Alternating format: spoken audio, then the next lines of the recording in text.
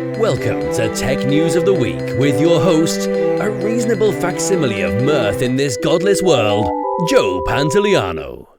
Welcome to technically not Wednesday?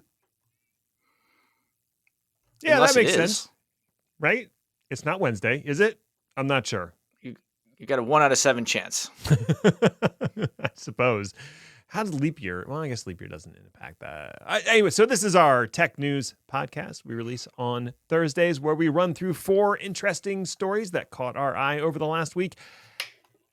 Chris, why don't you kick us off? In good news, the writer's strike in Hollywood might be over. Oh. So it's been something like 146 days since the Hollywood writer's strike began. The strike itself was based, among other less technically inclined things, around writers' fears that studios were trying to replace them with AI. The fact that this strike lasted as long as it did, according to many people, shows that this is, in fact, exactly the case. Now, the actual contract that has been agreed upon has not been shared as of the time of this recording, but a lot of people in the industry have said that the AI issue is settled, at least for now. Mm-hmm. Now, AI output, as you well remember, is not copyrightable. So that alone is probably a bit of a sticking point for studios that made it worthwhile to just kick the can down the road for another 3 years until the contract comes up once more. One thing that's interesting and will bear attention going forward is that this is only the writers. The actors, SAG, still don't have a contract, are still not at the table, and for them as well, AI is a significant issue. Buying somebody's likeness, using it in perpetuity, and replacing them with an AI actor, you've seen the horror stories. I have. And I assume you've also seen Polar Express.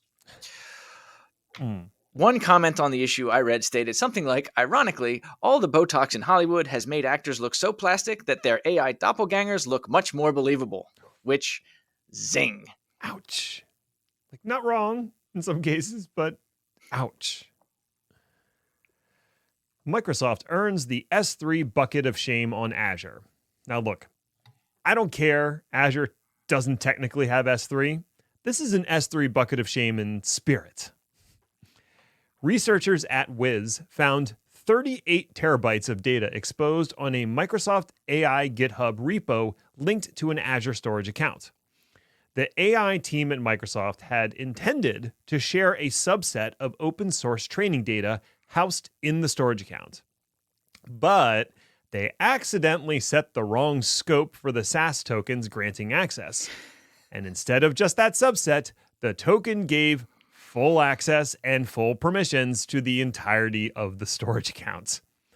Included in the storage account were internal Teams messages, secrets, private keys, passwords, and even disk backups of 2 employees' workstations. Compounding the issue is the fact that SAS tokens are not easily revoked, as they are signed using the storage account key and require a rotation of that key to invalidate, which will impact all tokens. There are several other ways to share information with external parties that don't involve using the account-level SAS tokens, and you would think maybe someone working at Microsoft would know this. What's the over-under that they had an AI set all of this up and thought, well, looks good enough? This is another in a series of embarrassing security incidents at Microsoft that are starting to make me wonder how seriously they are taking security these days, versus pouring all of their money into the AI apocalypse. I had no idea that the AI apocalypse was going to be such a growth market. Invest now. Callers just standing by. Sony hacked again. And that makes this massive, embarrassing hack lucky number 7 since 2008, if you're keeping score at home, which just on its face is bad. Those are LastPass numbers, guys. Ouch. Get a hold of yourselves. Now, on the bright side, Sony hasn't had an issue since 2017. On the less bright side, it's today now. And a ransomware group called ransom.vc claims that they have accessed at least 6,000 files from Sony as of September 25th.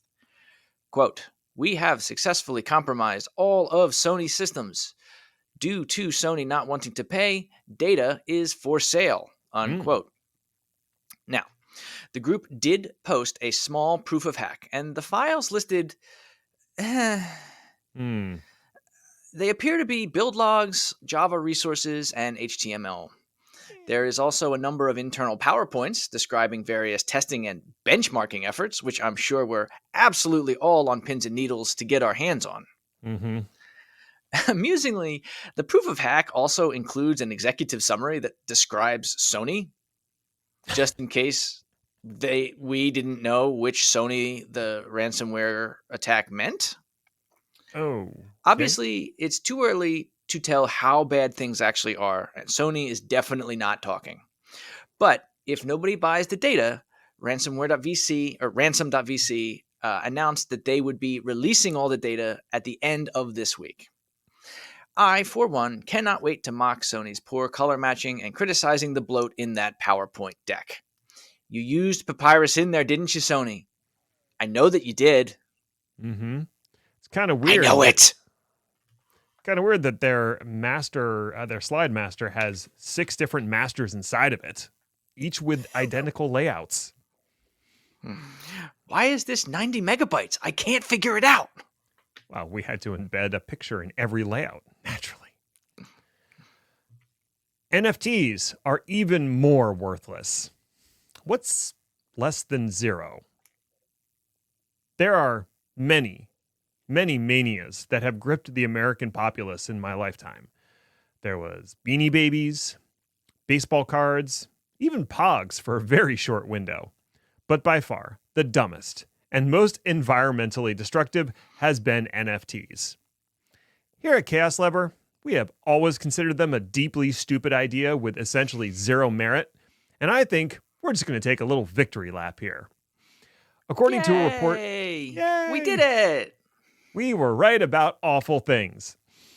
According to a report from the crypto gambling site Dap Gamble, which I would wager you wouldn't be able to spell correctly given infinite time, and infinite monkeys, the vast majority of NFTs are effectively worthless. Kind of felt like they were always worthless, but they scanned 73,000 NFT collections, of which 95% have a market cap of 0 Ether. That means they're worth nothing. Not only that, but only 21% of the collections had full ownership, meaning the other 79% had unsold inventory in the collection. But wait, it gets so much worse. Dap Gamble also identified almost 200,000 collections that were minted with no apparent owner or market share, so they're worthless and unsold. And yet, those NFTs had to be minted, which adds up to an equivalent of the yearly CO2 emissions for 2,048 homes. NFTs are worse than useless, overhyped garbage like Tickle Me Elmo. At the end of the day, you have nothing to show for it, nothing to play with, and no one to blame but yourself. Feel shame. Shame. All right, that's it. Go away now. Bye.